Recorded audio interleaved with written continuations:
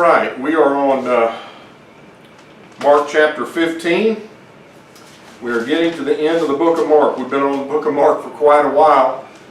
Even though there's only 16 chapters in the book of Mark, you know, it's a little bit deceiving because there's more chapters in all the other Gospels, in Matthew and Luke and John. But Mark sometimes has long chapters, you know, where some of them are 70 verses long, and this one is almost 50 verses long. And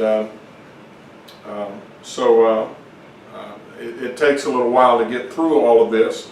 But we're in the middle of the trial of Jesus, and it says in he's been standing now at Caiaphas' house, who was the high priest recognized by the Romans. Remember, I told you that Annas had been the high priest, but the Romans, he had fell out of favor with the Romans, and they had demanded that he be replaced, and so the Jews replaced him with his son-in-law, Caiaphas.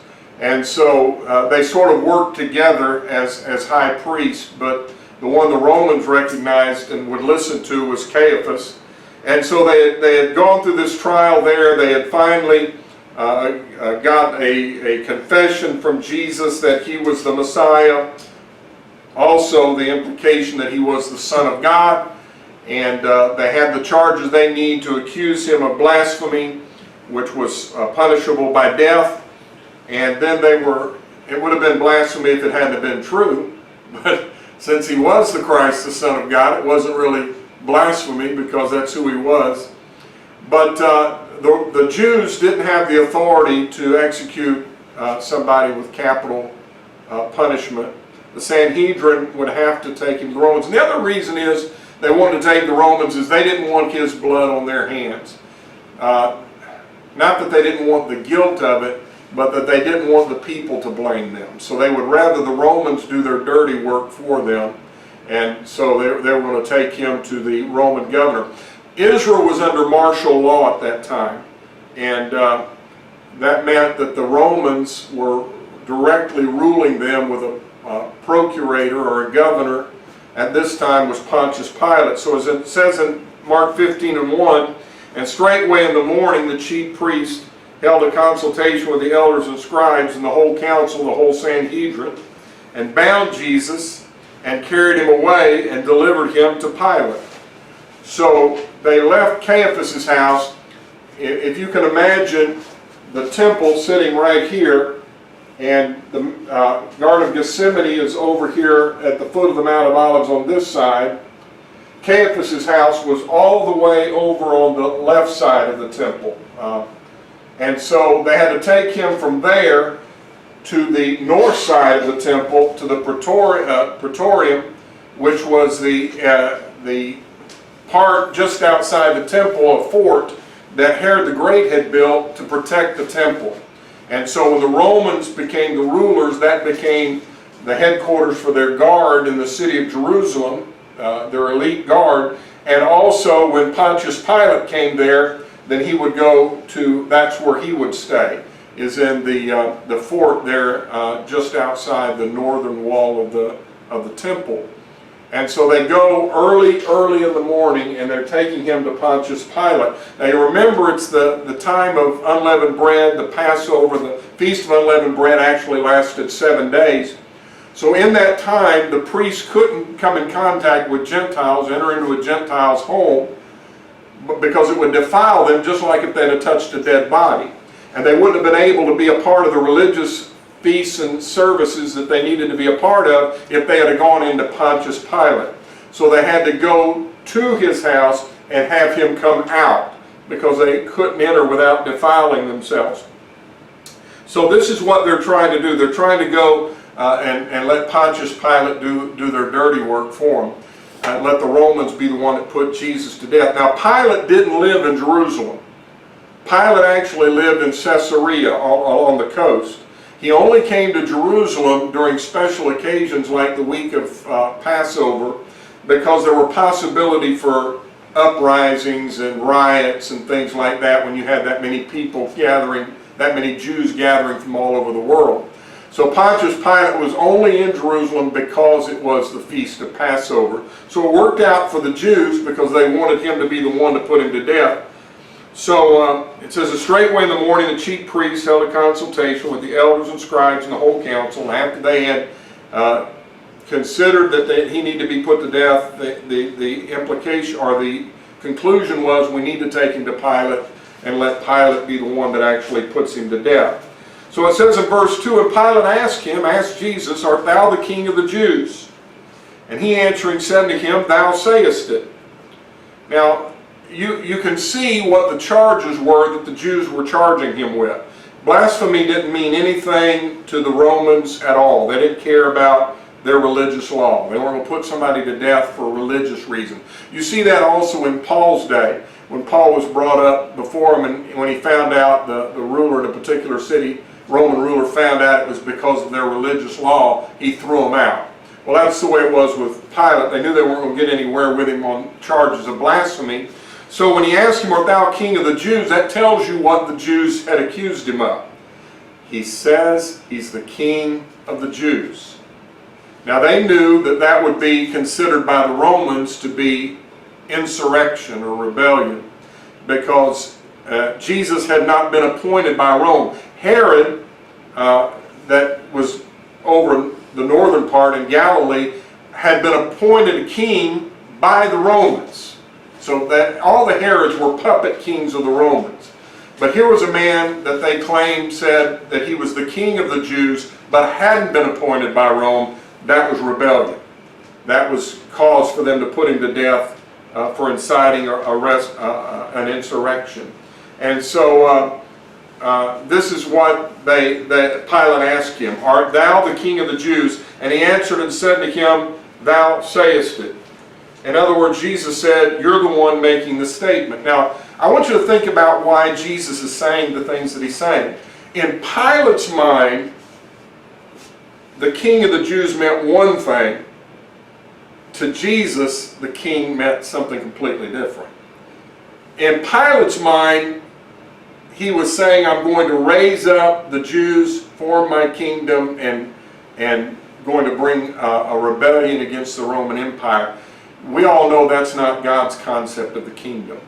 That the kingdom of God is a spiritual thing, and it supersedes this physical world and involves people across nationalities and borders, and it's something spiritual. Jesus wasn't trying to raise up the people of Israel and rebel against Rome. That wasn't his plan. That wasn't his idea. His idea was to gather people into God's kingdom. In the end, all the kingdoms of this world would fall and Jesus and his kingdom will come. But how do you explain that to somebody whose concept is, if I say, yes, I'm the king of the Jews, then he's going to think that means this, that I'm going to try to raise up a rebellion against Rome and trying to overthrow Rome and set up another kingdom. So he couldn't answer yes to that question. At the same time, he couldn't answer no, because there was a sense in which he was the king of the Jews. And you see this in other gospel accounts. Jesus is trying to explain this to him. I think it's especially in John's account, where Pilate's asking him, I came to bear witness to the truth, and Pilate said, what is truth? Jesus is trying to give a little of an explanation of it.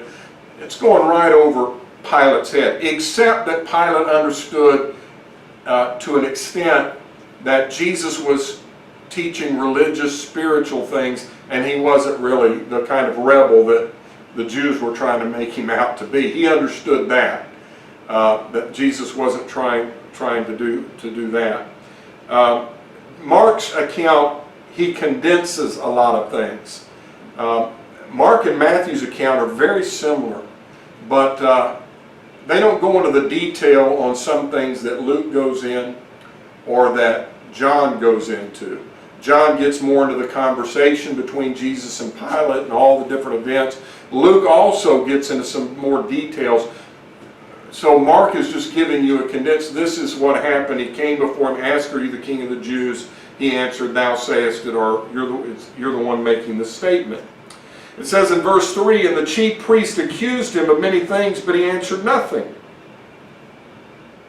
As a lamb before his shearers, he's silent.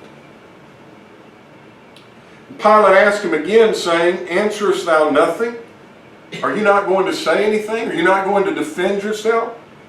Behold, how many things they witness against thee." But Jesus answered nothing, so that Pilate marveled.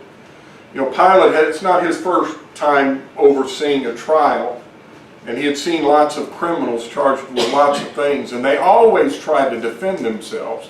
They always tried to find a way to get out of being punished, and yet here was a man that wasn't answering anything to any of the charges. And some of the charges were blatant lies. We're told in other places they accused him, saying, again, they're trying to get the Romans to execute him. So they said in one place, he said, "Don't pay taxes to the Romans," which was a bold-faced lie. They knew it wasn't true, but they said it anyway. And they made false witness and accusation against him. And other things, Pilate perceived that it was matters of their Jewish law. But yet, here was a man that wasn't going to answer anything. He wasn't going to try and argue with them. He just stood there and took their abuse. And Pilate marveled at that. And so it says in verse 6, "Now at that feast he released unto them..."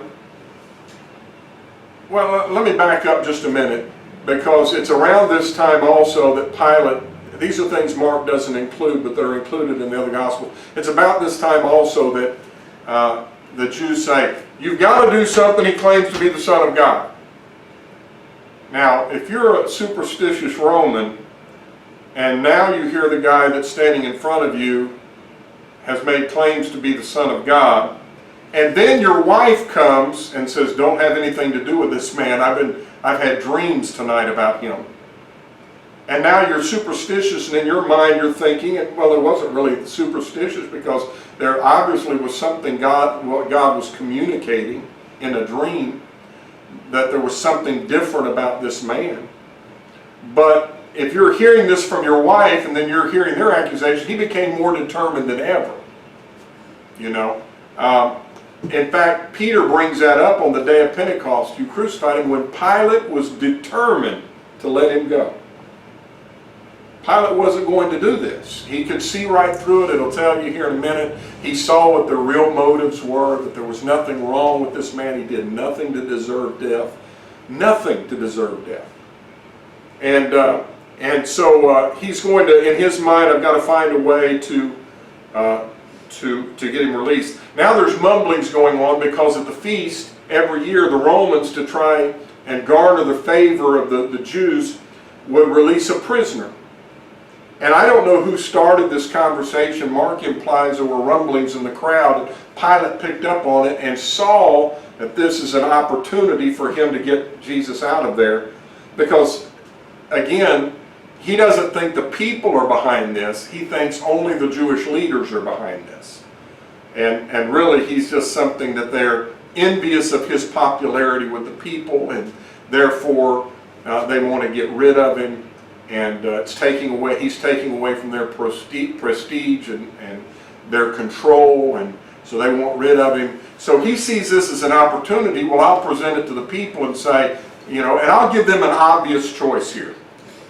It says, "And now at that feast he released unto them one prisoner, whomsoever they desired. And there was one named Barabbas, which lay bound with them that had made insurrection with him, and had committed murder in the insurrection.